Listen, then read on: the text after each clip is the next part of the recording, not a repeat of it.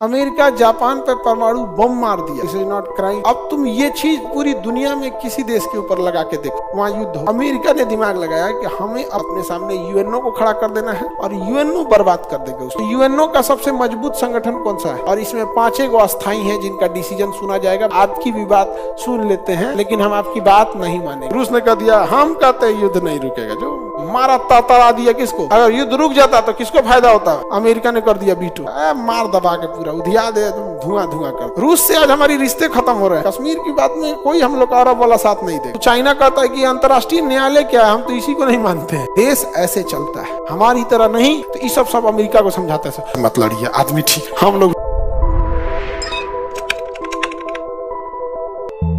जो यूएनओ का सदस्य है वो महासभा का सदस्य है। 193 फिलहाल देश है, 193 जो किसके सदस्य है? महासभा।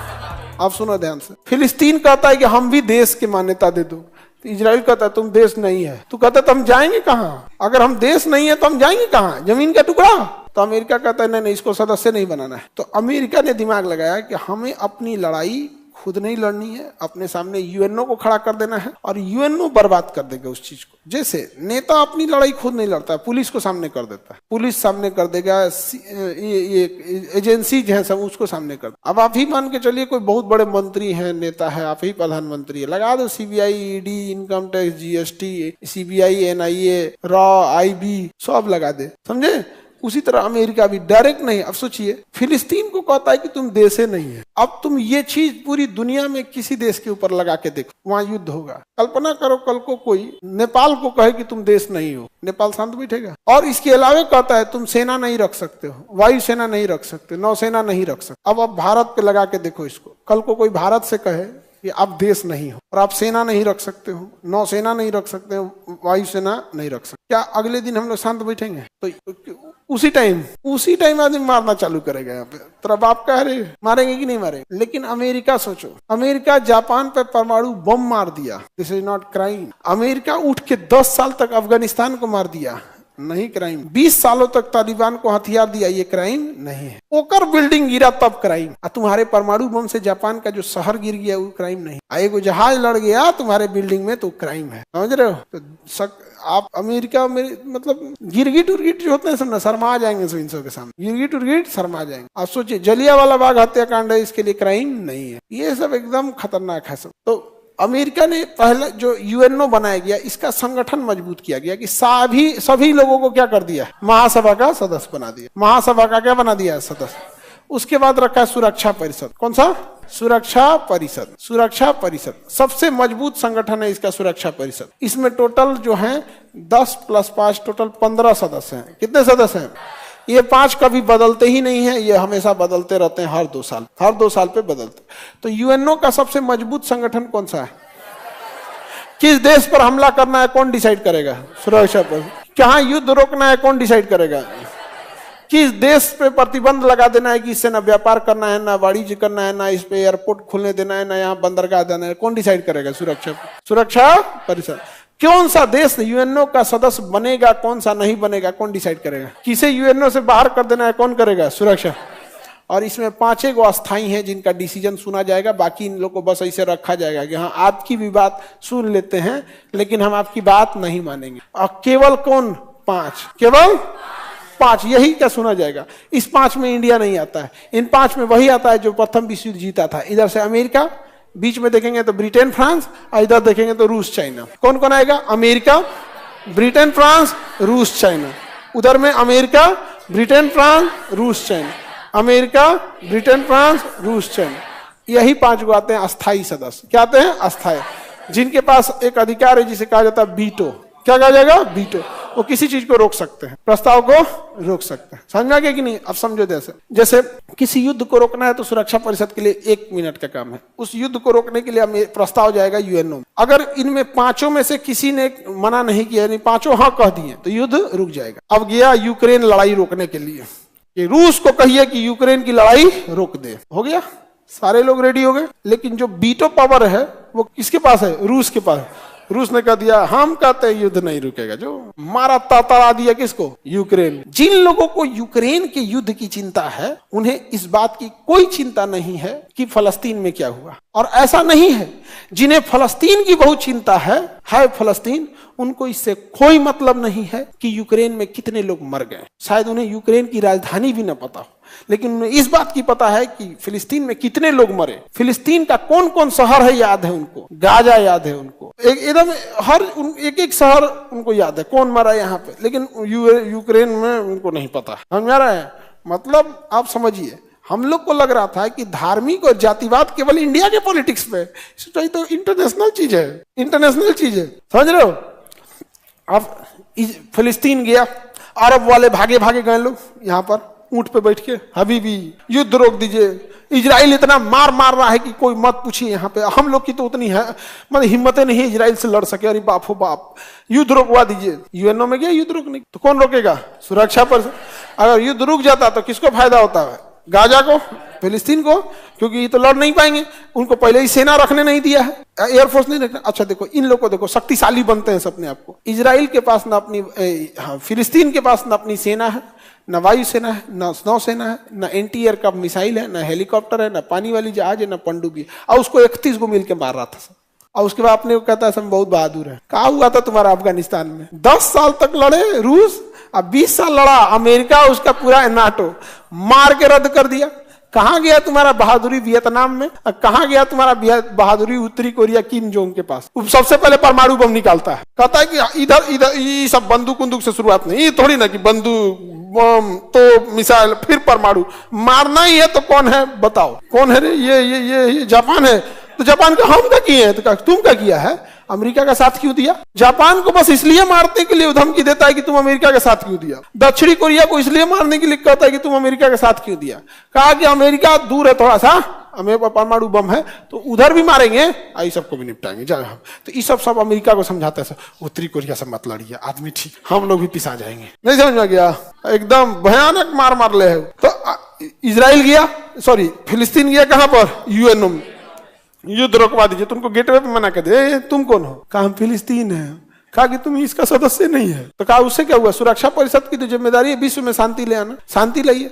तो सारे देशों ने कहा कि हाँ ऐसे देश पे हमला हो रहा है, यहाँ पे शांति होना चाहिए। अमेरिका ने कर दिया बीटो, मार दबा के पूरा उधिया दे, तुम धुआं कर दो। और अमेरिका जब सऊदी अरब जाता है तो स्वागत में आइए आइए, समझे? हम लोग से क्या उम्मीद करो? हम लोग तो पहले नॉन एलाइजिंग मूवमेंट के गुट निरपेक्ष, किसके हैं? गुट निरपेक्ष। और हम आज भी फिलिस्तीन को कहते हैं तुम खुल के सपोर्ट करो कि कश्मीर भारत का है, खुल के कहो कश्मीर भारत का है, हम सब तुम्हारे साथ खड़े रहेंगे।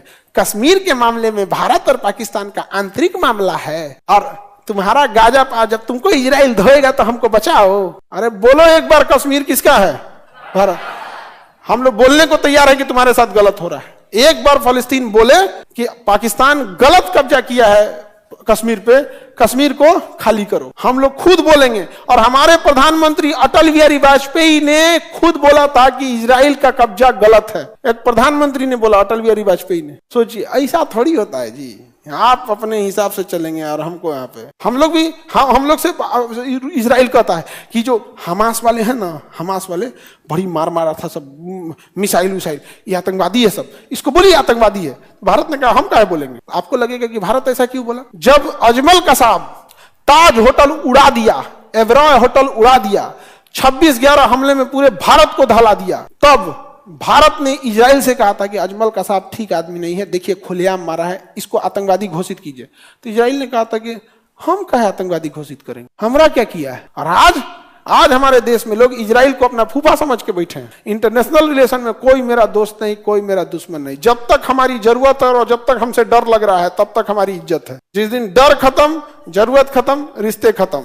रूस से आज हमारी रिश्ते खत्म हो रहे हैं, क्योंकि अब ना रूस से हमें डर लग रहा है और ना रूस की उतनी हमें जरूरत लग रही है, क्योंकि रूस के पास अब उतना हथियार रहा नहीं। अब हम लोग अमेरिका की ओर जा रहे हैं, अमेरिका से हथियार खरीद रहे हैं, फ्रांस से हथियार खरीद रहे हैं, ये चीजें। तो इसलिए ज्यादा इसमें नहीं, कश्मीर की बात में कोई हम लोग अरब वाला साथ नहीं देगा। अरब वाला सोचेगा कि भारत ना दौड़ल चल जाए बिना जूता के इसको बचाने के लिए, फिलिस्तीन को बचाने के लिए। नहीं, जिसे सुदामा के लिए कैसे दौड़ गए थे, तो भाई उस सुदामा थे पहले, उसका सुदामा बनिए तो सुदामा बनिए थे, किस भगवान के लिए दौड़ गए थे। अब रहेंगे कौरव वाला हाल इज्जत खोजेंगे सुदामा वाला, नहीं ना होगा। तो वो टाइम दौड़े थे कृष्ण भगवान, लेकिन फिर हथियार ले, कौरव वगैरह के तो बढ़िया से नहीं निपटाए थे, घमंडे ले डूब गया उन सब। तो सबसे मजबूत अंग कौन सा है? सुरक्षा।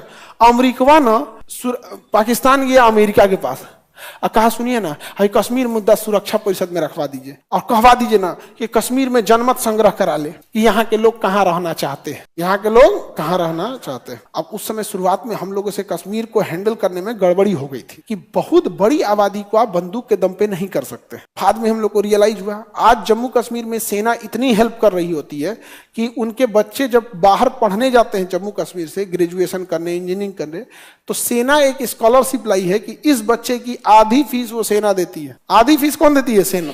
तो अब सेना के प्रति वहां के लोगों की मेंटेलिटी बदल रही है। अब भारत फंस गया कि भैया अगर यहाँ जनमत संग्रह हो गया तो दिक्कत हो जाएगा।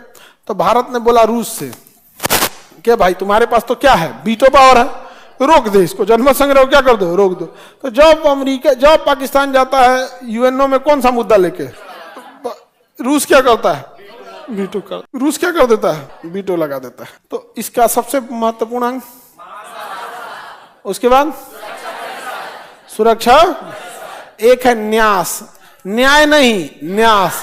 क्या है? न्यास। न्यास का मतलब होता है ट्रस्ट, पैसा जुटाना कि आखिर ये संगठन चलेगा कैसे, इस संगठन की इतनी बड़ी बिल्डिंग होगी, इस संगठन का बिजली बिल आएगा, एसी लगेगा, दुनिया के राष्ट्रपति इसमें आएंगे तो उनका अलग भौकाल होता है, मर्सिडीज गाड़ी से आएंगे, समझ में आ गया कि नहीं आ गया, अलग अलग लेमुजीन से आएंगे। लेमुजीन तो और खतरनाक, क्लासवा इतना चौड़ा है, हाँ जी इतना चौड़ी गाड़ी है, ट्रेन है ससुर अपने आप में, बहुत बड़ी है लेमुजीन, बहुत महंगी भी, बम मार देंगे तब वो कुछ नहीं होगा उसको, महंगी महंगी। तो इसके लिए पैसा कौन जुटाता है?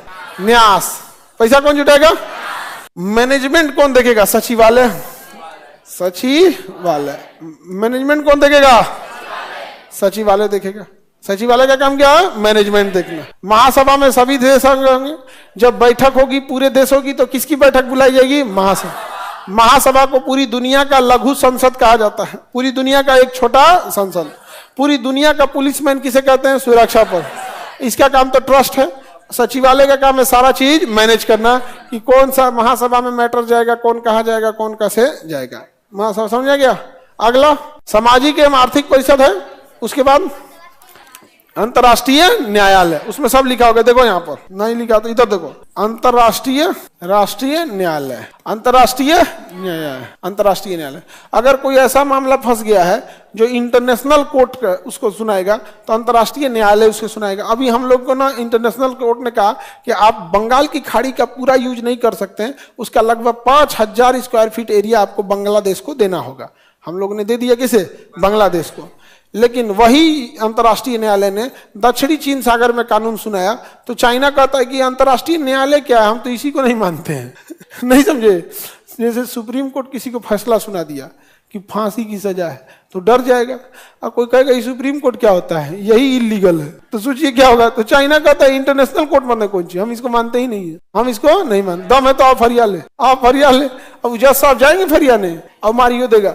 अभी ना ऑस्ट्रेलिया का एक जहाज यहाँ उड़ान भर रहा था, ऑस्ट्रेलिया का जहाज यहाँ उड़ान भर रहा था इंटरनेशनल में, तो चाइना की 2 जहाज आके इसको घेर लिए सब। तो ऑस्ट्रेलिया ने कहा कि ये बिल्कुल गलत है, आप इसको क्यों घेर लिए, हम लोग तो इंटरनेशनल समुद्र में थे। तो कहा भागो यहाँ से, भगा होगा दिया। अगले दिन 5 पानी वाली जहाज यहाँ ऑस्ट्रेलिया में घुसा दिया चाइना, और अंधाधुंध फायरिंग करने लगा हवा में, मिसाइल विसाइल में। ऑस्ट्रेलिया की क्या कर रहे हो? तो कह रहा हम इंटरनेशनल पानी में है, इंटरनेशनल पानी। देश ऐसे चलता है, हमारी तरह नहीं कि जब पाकिस्तान की बात आएगी तो गूंगे भी बोल पड़ेंगे, और जब बात चाइना की आएगी तो बड़े बड़े मंत्री और बड़े बड़े नेता लोग का मोए मोए हो जाएगा। देश ऐसे नहीं चलता है। हमारे देश में धर्म, जाति, राजनीति इतनी सर्वोपरि है जिसका कोई हद नहीं। ये है देश। और हमारे यहाँ चाइना घुसपैठ कर दिया और हम लोग कह रहे थे कि ये यहाँ से वापस जाओ, यहाँ से। अरे भाई आप 20 जगह से आप भी घुस जाइए ना, 20 जगह से आप भी घुस जाइए। तुम एक जगह घुस जाओ, हम 20 जगह घुस जाते हैं, तुम रखे रहो।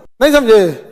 जैसे हमारा कोई 100 रुपया रख लिया, हमको 5000 रख ले, हम क्या रख लो, यही ना जी, नहीं तो पंचायती करो। तो हम लोग अजीब टाइप में होते जा रहे हैं। आगे बढ़े। अंतर्राष्ट्रीय न्यायालय और सामाजिक एवं आर्थिक परिषद, सामाजिक एवं आर्थिक परिषद। अब देखो सामाजिक परिषद में आर्थिक में क्या लिखा दिया जी? आर्थिक परिषद। आर्थिक परिषद में क्या है भैया? WHO है, WTO है, World Trade Organisation, International Intellectual Property Right, International Intellectual Property Right. जैसे कोई आपका डिजाइन ना चोरी कर ले, कॉपीराइट ना चोरी कर दे, ये सब कौन देखेगा? आर्थिक परिषद। सामाजिक परिषद में क्या देखेगा? आपका हेल्थ ठीक है कि नहीं, WHO। आपका फूड एंड एग्रीकल्चर ऑर्गेनाइजेशन ठीक ठाक काम कर रहा है कि नहीं कर रहा है। जो मेडिसिन वगैरह है, मेडिसिन दवाइयां वो सब काम कर रही है कि नहीं कर रही, तो इसके अंतर्गत आ जाता है। तो यूएनओ के कितने अंग हैं? यूएनओ के कितने अंग? 6 याद रहेंगे, याद करके देखिए।